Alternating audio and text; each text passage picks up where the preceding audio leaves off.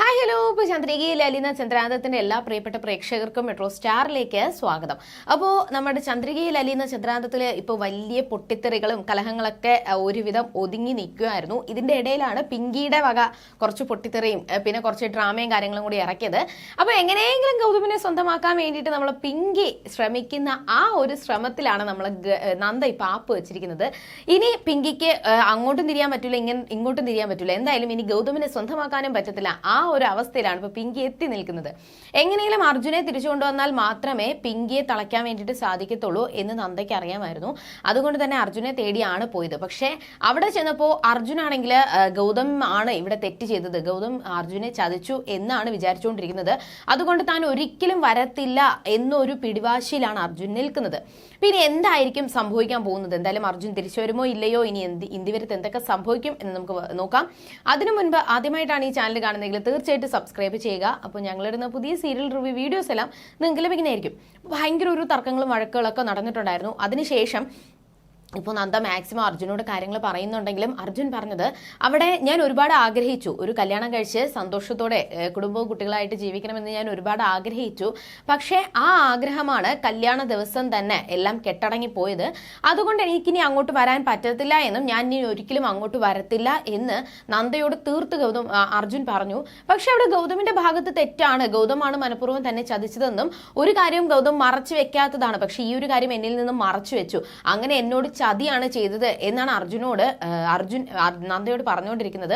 അവസാനം എന്തൊക്കെ പറഞ്ഞാലും അർജുൻ തിരിച്ചു വരത്തില്ല, തനിക്ക് ഇനി ഇത് പറ്റത്തില്ല, ഇനി തന്റെ അവസാന വജ്രായുധം തന്നെ പുറത്തെടുക്കണം എന്ന് വിചാരിച്ചുകൊണ്ട് നന്ദ പറഞ്ഞു, ഞാൻ അർജുനോട് സത്യങ്ങളെ തുറന്നു പറഞ്ഞ് മനസ്സിലാക്കി തിരിച്ചു കൊണ്ടുപോവാം എന്നാണ് വിചാരിച്ചത്. പക്ഷെ അർജുന്റെ മനസ്സിൽ ഒരു കരട് കിടക്കുന്നത് കൊണ്ട് തന്നെ തനിക്കൊന്നും പറയാനായിട്ട് സാധിക്കത്തില്ല.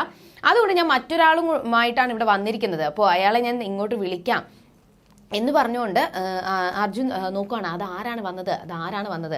സത്യം പറഞ്ഞാൽ അത് അർജുൻ്റെ അമ്മയായിരുന്നു, സുമംഗലയായിരുന്നു വന്നത്.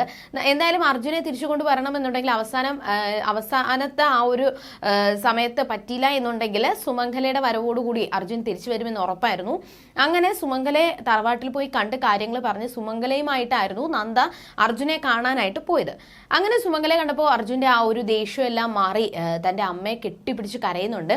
പക്ഷേ അവിടെ സുമംഗലയും പറഞ്ഞപ്പോൾ താൻ ഒരിക്കലും വരത്തില്ല, താൻ ഒരുപാട് ആഗ്രഹിച്ചു, പക്ഷേ എൻ്റെ ജീവിതമെല്ലാം തകർന്നു പോയി എന്നൊക്കെ പറഞ്ഞ് തൻ്റെ വിഷമങ്ങൾ പറയുമ്പോൾ അതിൻ്റെ കൂടെ തന്നെ അർജുൻ എങ്ങനെയാണ് ഈ ഒരു ജയിലിൽ എത്തിപ്പെട്ടതെന്നും പറയുന്നുണ്ട്. ഞാൻ വലിയൊരു ആ ഒരു കല്യാണ നിമിഷത്തിൽ എനിക്ക് ഒരുപാട് സങ്കടം തോന്നി, ഞാൻ എല്ലാം ഇട്ടെറിഞ്ഞ് ഞാൻ ഇങ്ങോട്ട് വന്നതാണ്.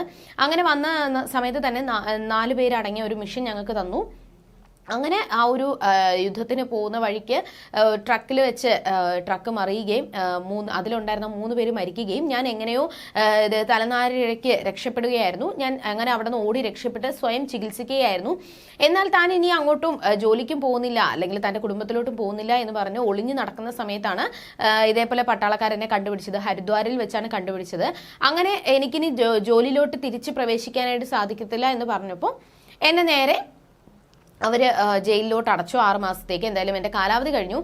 അങ്ങനെ സുമംഗല പറയുന്നുണ്ട്, നിന്നെ ഞാൻ പോകുന്ന വഴിക്ക് ഞാൻ നിന്നെ കൊണ്ടുപോകും, നിനക്ക് വേണ്ടിയിട്ട് ഞാനുണ്ട്, എന്ത് വന്നാലും ഞാൻ കാണും.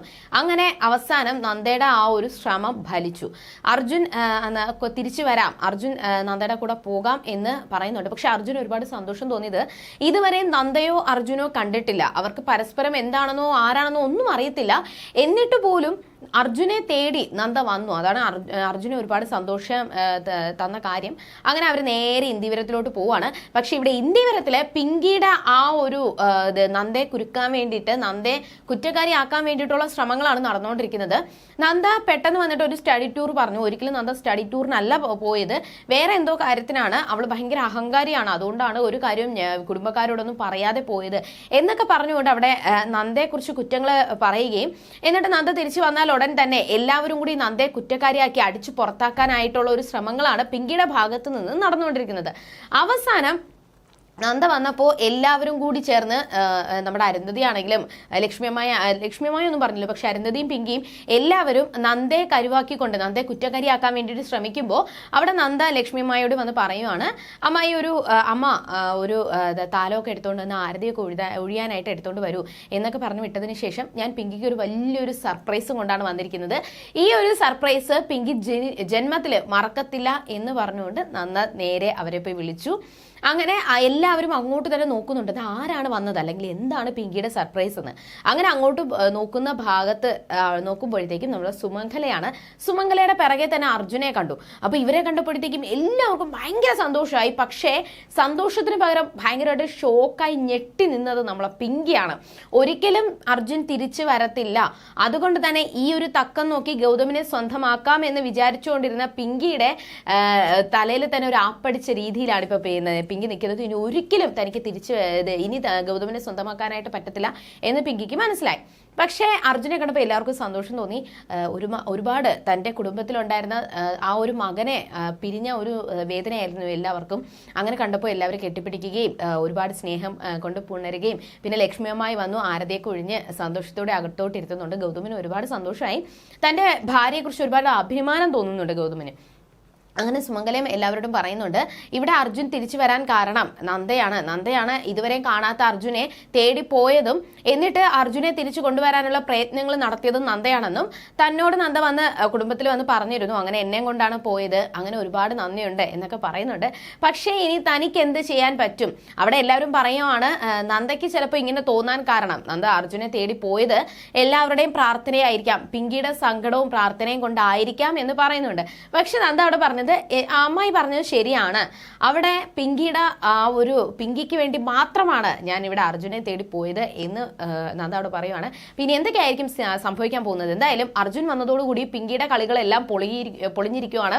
ഗൗതമിനെ ഇനി സ്വന്തമാക്കാനായിട്ട് ഒരുപാട് പ്രയത്നിക്കേണ്ടി വരും. പക്ഷെ അവിടെയെല്ലാം നന്ദയ്ക്ക് ഇപ്പോൾ കുറച്ചെങ്കിലും ഗൗതമിനെ ചേർത്ത് നിർത്താനായിട്ട് പിങ്കിക്ക് സാധിച്ചത് അർജുന്റെ പേര് പറഞ്ഞാണ്. ഇനി എന്തായാലും അർജുന്റെ പേര് പറഞ്ഞ പിങ്കിക്ക് ഗൗതമിനെ സമീപിക്കാൻ ഒന്നും പറ്റത്തില്ല. ഇനി എന്ത് ചെയ്യാൻ പറ്റും? ഇനി എന്തൊക്കെ പ്രശ്നങ്ങളായിരിക്കും ഇന്ദിവരത്തിൽ നടക്കാൻ പോകുന്നത്? ഗൗതമിനോടുള്ള അർജുന്റെ ദേഷ്യമെല്ലാം മാറുമോ? ഗൗതമിനെ മനസ്സിലാക്കാനായിട്ട് അർജുന് സാധിക്കുമോ? പിങ്കിയെ ഒരു പാഠം പഠിപ്പിക്കാനായിട്ട് അർജുന് സാധിക്കുമോ എന്നൊക്കെ നമുക്ക് വരുന്ന നാളുകളിൽ കണ്ടറിയാം. അതുവരേക്കും ബൈ.